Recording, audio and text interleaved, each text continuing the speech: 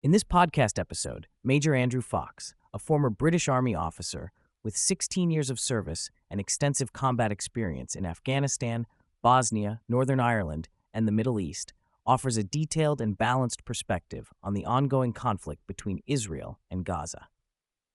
Drawing on his military background, academic expertise in war studies and behavioral science, and current role as a research fellow at the Henry Jackson Society, Fox unpacks the complexities of the war, the humanitarian situation, and the broader geopolitical dynamics shaping the region.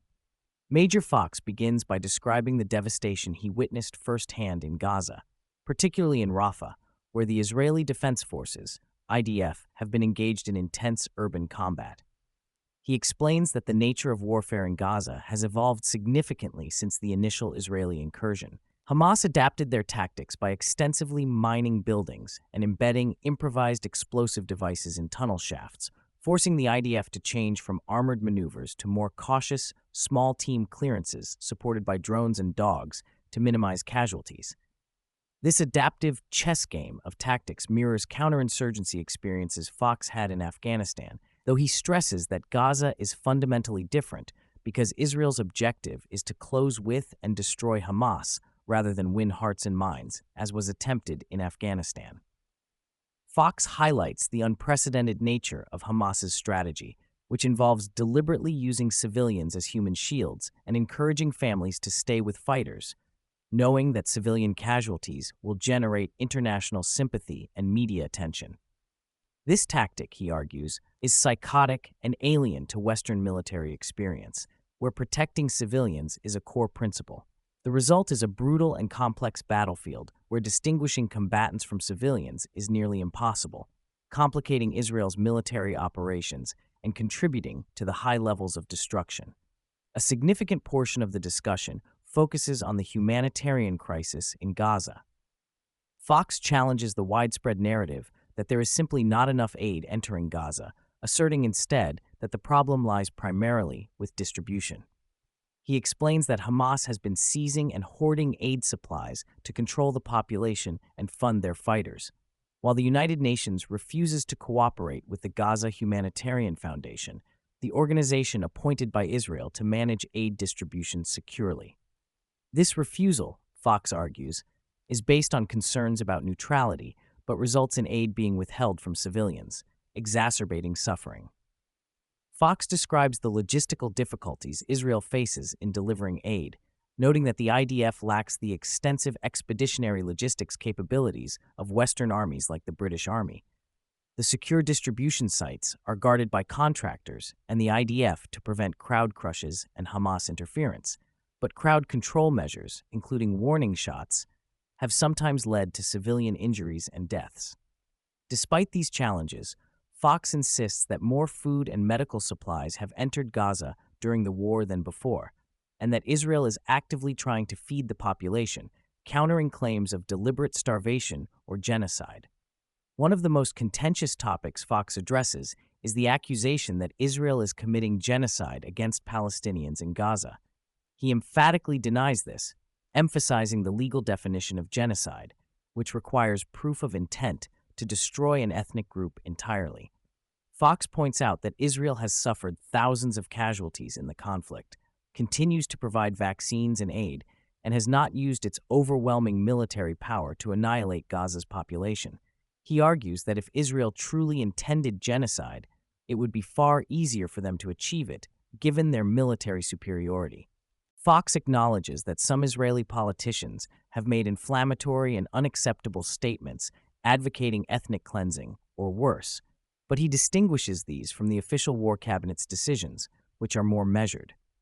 He also critiques the media and political discourse for ignoring Hamas's deliberate strategy of sacrificing civilians and for failing to hold other regional actors, like Egypt, accountable for their role in the crisis, particularly Egypt's refusal to open its border to refugees, despite joining a genocide case against Israel.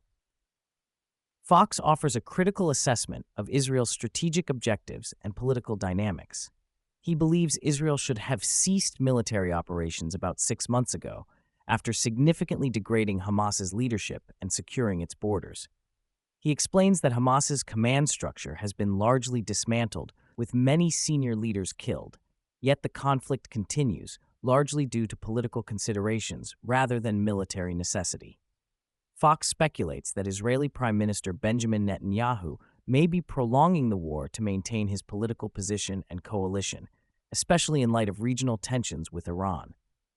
The conversation also touches on the broader Middle East context, with Fox identifying Iran and Turkey as key destabilizing forces. He warns that Iran's ideological commitment to Israel's destruction and Turkey's Islamist-leaning policies pose ongoing threats to regional stability.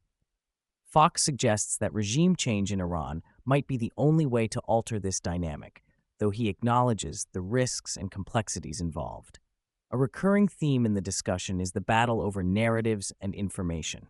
Fox laments the widespread media bias that overwhelmingly platforms Hamas's casualty figures and narratives while dismissing or ignoring Israeli perspectives.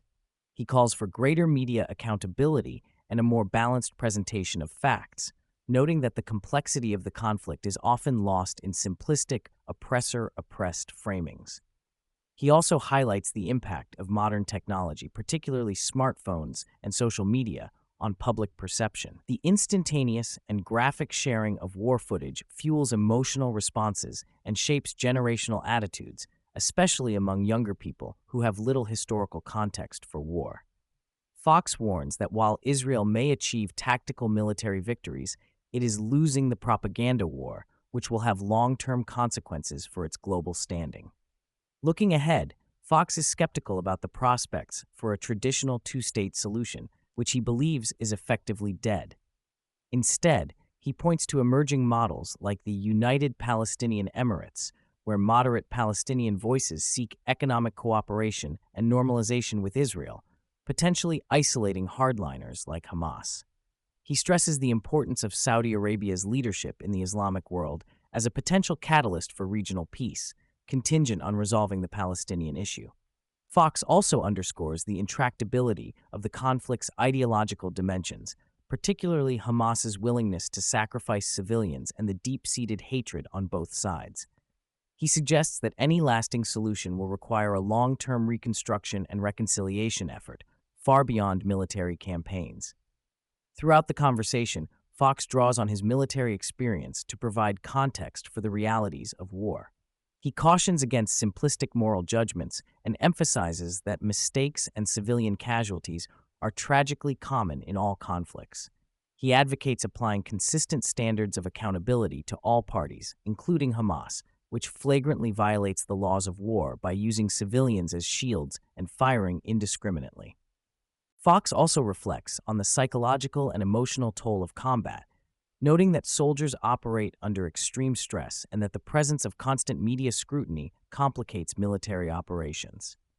He calls for a more informed public discourse that recognizes the harsh realities of war without excusing wrongdoing.